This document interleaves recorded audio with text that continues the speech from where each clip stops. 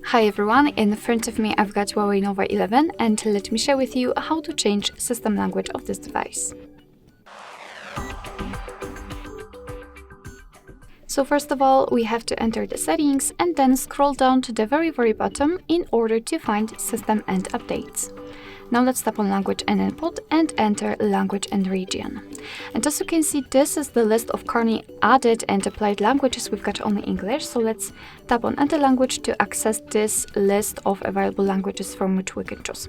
So basically all we have to do is to find the language we would like to set and tap on it.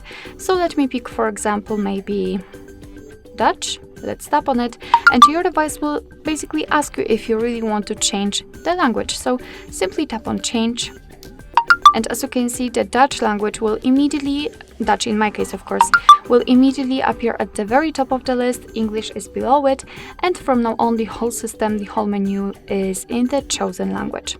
If you've got two different languages added to this first section, all you have to do in order to switch between them is to tap on the other one, and as you can see, it will be immediately applied.